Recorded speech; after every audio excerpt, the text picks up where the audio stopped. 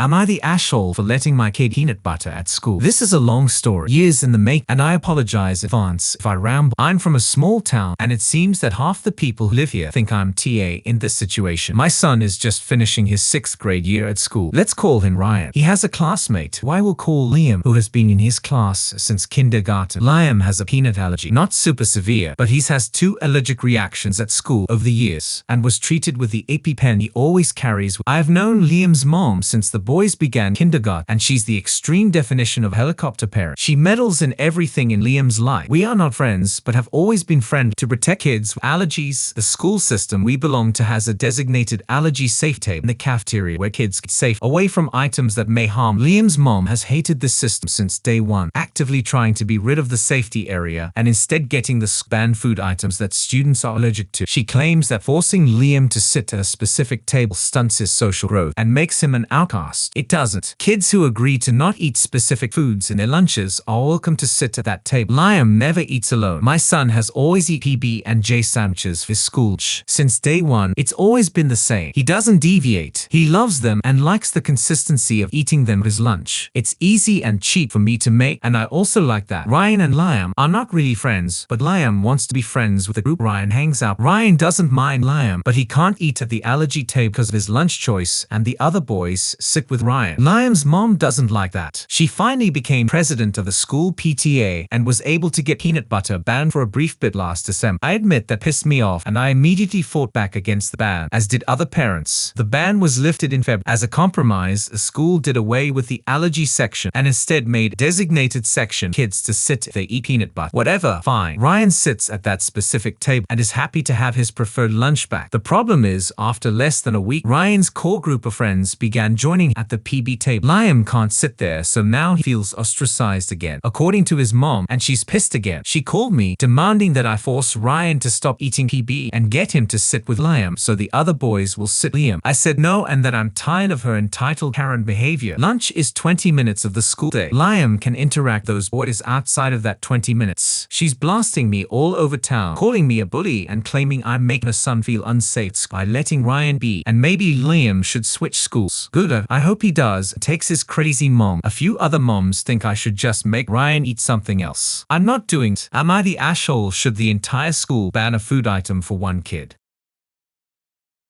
Am I the asshole kicking out my pregnant daughter to live with her boyfriend since she decided she wants to keep babe not be a throwaway for obvious reasons? I'm 35, mother to a 19-year-old girl. We live in a state where abortion is legal. I had my daughter very young, and I don't regret it, but I would never encourage it due to how hard it is. I had little to no support, and I would never wish the pain I went through. My daughter's father passed when I was pregnant. She has no stepfather. It has always just been the two of us. I was kicked out of my home the second my fam found out I was pregnant. No questions asked, and we haven't been in contact since then. I've since moved halfway across the country, and I will not ever be reconciled. My daughter had dated her boyfriend roughly 4 years now. Her boyfriend is the same age as her, and not a bad kid, but he is still a child in my eyes. They both are. Her boyfriend still lives with his parents and refuses to go to college. My daughter wanted to be a nurse, but is now deciding that she won't pursue a career because she wants to be a SHM forever. She would have been going to school this fall, but decided to unenroll before it began. When my daughter came to 2 weeks ago telling that she's 2 months pregnant, I sat her down. I did not want her to go through the same things I went through. I asked her how this happened, and she said that it was planned. She and her boyfriend mutually decided they wanted to be parents, and this horrified because she knows all about the struggle we went through together and that I went alone. I regretfully called her stupid and was upset, but told her that we can work this together. Since she decided that she was keeping this baby, I gave her stricter rules, told her how it works, told her what's going to change, and that she will be getting an education under my. These terms are non-negotiable. My daughter did not like these terms. She fully expected me to allow her boyfriend to move in, who is unemployed by the way, give her college fund as money to spend on baby, the two of them as a couple, and whatever else she wants, not pursue an education and still go out whenever she wanted. I told her that I will watch her baby when she's at school and for a few hours a day when she does home. I also said that I will watch her baby on Saturdays and Saturday alone so that she can still have fun and be somewhat of a teenager. I wish that I was given one day a week to recharge, take a break from being a mom, and enjoy my child. I know that this is very lenient, but I love my daughter. We ended up arguing almost every day since, and my daughter's demands have gotten out of hand. She claims that they're very unfair, and I told her to look up what teen pregnancy is like and what motherhood is all about because the conditions and rules that I gave her are very, very lax. I told her that if she will not abide by these rules, then she'll have to live with her boyfriend's family. She cried and yelled at, but I put my foot down. She ended up moving out 3 days ago. We've never had a fight like this. We've argued about petty things such as sleepovers and parties, but it was always resolved in a few hours and was never serious like this. I've texted her multiple times that if she changes her mind on pregnancy or the rules, then she's more than welcome back home and that I will always love her no matter what she chooses. I also told her that she'll always be my baby girl and that I didn't want her to go, but we have no space for a full family, and being a mother means that your entire life change. My heart aches. I love my daughter, feel like I failed her as a mother despite being so evolved. She knows all about safe sex, was never bullied. We were basically best friends, though I am still the mother, and she has always known that. It isn't just fun. I do discipline her when I have to, and we get along amazing, and we do everything together. Never thought this would happen. She had no better reason to get pregnant than I wanted to be a mom, and I'm ready, but she isn't thinking about what a mother actually does. I know I made single mother easy, but it never was. I worked 2-3 jobs for the majority of my life and didn't eat some days so that my daughter never went hungry, always had nice clothes. I only finally got a real job as a nurse 2 years ago after being in and out of school over a decade. Am I the asshole kick her out? I thought that this was the best thing to do to teach her thing be changing. I want her to come home. I really do, but if she won't accept these new rules and understand that motherhood is not easy, I can't just let her back in willing. I feel like such an asshole.